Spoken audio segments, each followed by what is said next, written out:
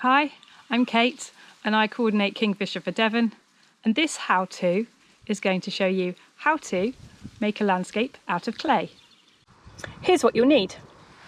First and most importantly, some clay. Mine's a lovely terracotta colour and it's air dry clay.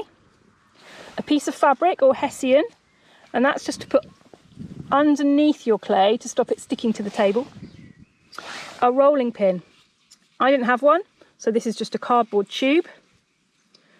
Some clay modelling tools or teaspoons, even a pencil to help you make marks in the clay. And if you can, a metal or nylon sieve, and I'll show you why in just a minute. So take your clay, I've had mine in an airtight box to keep it until we need it, and then flatten it and roll it out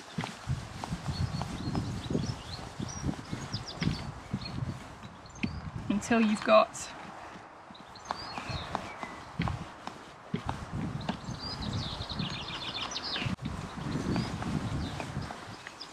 a landscape that you're happy with. I'm just going to put it on a piece of fabric, and now you can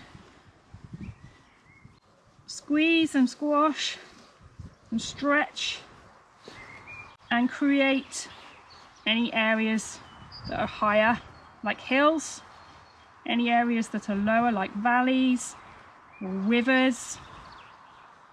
And because you've got the fabric, that means you can lift it up and you can move it around.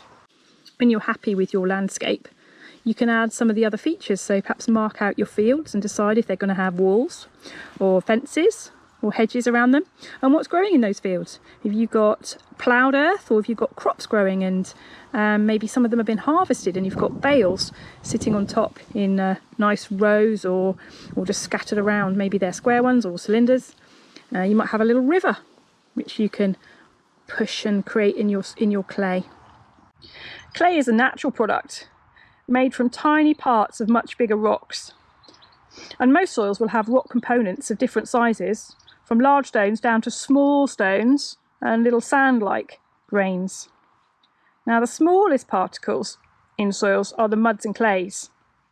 Clay is so flexible when it's wet because the tiny rock particles are coated in a film of water, and it's when this water evaporates through air drying or putting it in a kiln that the tiny particles become hard and brittle. I could break this if I put enough force on it. So here's one I made earlier, and you can see I chose to make this field ploughed, and this one, I don't know, it's got a little copse of trees in the middle. And now I'm going to show you how to make these hedges.